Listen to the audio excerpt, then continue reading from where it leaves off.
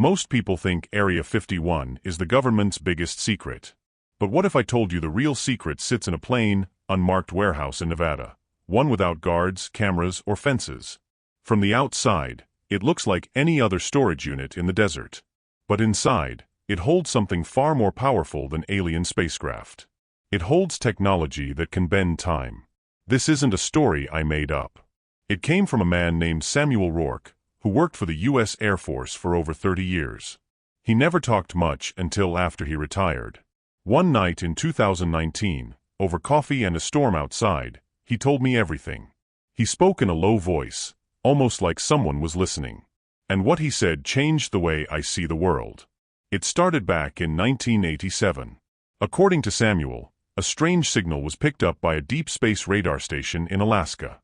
The pattern didn't match any known satellite, meteor, or aircraft. But what was even stranger was its trajectory. The object appeared to be falling upward, as if reversing gravity. The Air Force scrambled a Black Ops team and tracked the object to a crash site in northern Utah. What they found wasn't a saucer or a craft at all. It was a cube, roughly 6 feet on each side, made of a black metal that absorbed all light. It wasn't damaged, just stopped. It had no seams, no doors, and no visible power source. But nearby, they found something else: scorched trees and a wide circle of dead animals, their eyes burning as if they had seen something too powerful for the mind to handle. The cube was taken to a temporary hangar under a fake missile test operation. Every scientific team that examined it failed to understand what it was. But here's where it gets weird. One morning, the cube moved, on its own. Not rolled or lifted, but shifted, 3 feet to the left. No one saw it happen, but the motion was recorded on 3 separate seismic monitors. After that, they sealed it up and moved it to a hidden facility, a warehouse with no official designation, built into a dry lake bed in Nevada. And this, Samuel said, was where the real experiments began. Over the next 10 years, the Air Force formed a secret division called Delta Echo, a unit specifically built to study the cube. Every person who entered the warehouse was monitored, tracked, and sworn to silence. But several reported the same thing: strange dreams, time gaps, and seeing versions of themselves doing things they hadn't done yet. Some began losing time minutes, even hours, without explanation. Others claimed they could hear voices inside the cube, whispering in languages no human speaks. It was one of these voices that changed everything. A physicist named Dr. Leah Morgan was running a proximity test when she fainted near the cube. When she woke, she spoke in a flat voice and wrote numbers on the floor, long strings of digits and coordinates. When cross-checked, they lined up with a location in Siberia and a date: April 14, 1908. That date rang a bell. It was the day of the Tunguska event, when something exploded over the Russian forest, flattening 80 million trees. Scientists still say it was likely a meteor. But what if it wasn't? What if it was something sent back? The Air Force began to wonder: was the cube a machine? A storage unit? Or something worse, a device meant to manipulate time itself? In 1999, the team finally found a way to interact with the cube. By feeding it low-frequency sound patterns and a weak electrical charge, the cube responded. Not with lights or motion, but with images. Holographic, three-dimensional visions appeared above it. What they saw were cities, huge cities, full of towers and vehicles floating in the air. But the strangest part? In every vision, there were no people. Just empty streets and abandoned machines. Samuel said the team named these ghost echoes. They believed the cube wasn't just showing possible futures, it was showing dead futures, timelines where something had wiped out all life. But it didn't stop there. Soon after the holograms began, the cube started emitting pulses, short bursts of time dilation. One officer walked into the room and walked back out, only to realize 5 hours had passed. But his watch, and his body, said only a minute had gone by. Time, it seemed, was bending around the cube like heat around a flame. The Air Force panicked. Fearing a tear in reality, they shut down all research. But one man didn't stop: Dr. Morgan. She had become obsessed. She believed the cube wasn't alien in origin. She believed it was human. Not from now, but from far in the future.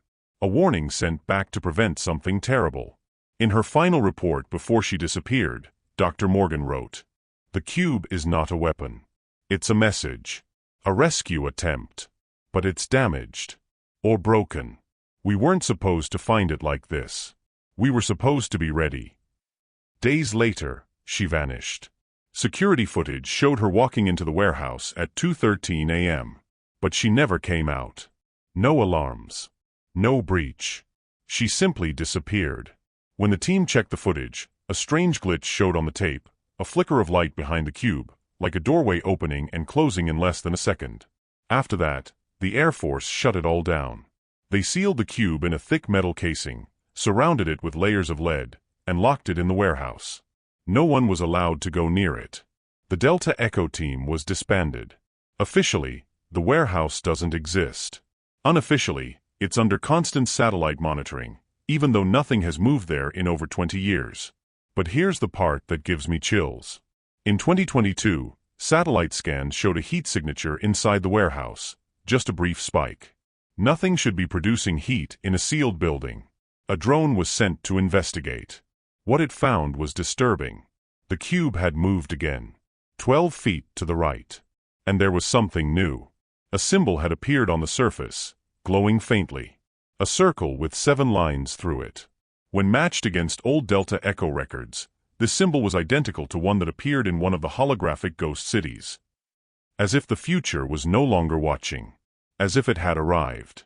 Samuel believes the cube is waking up. That it was never meant to stay silent.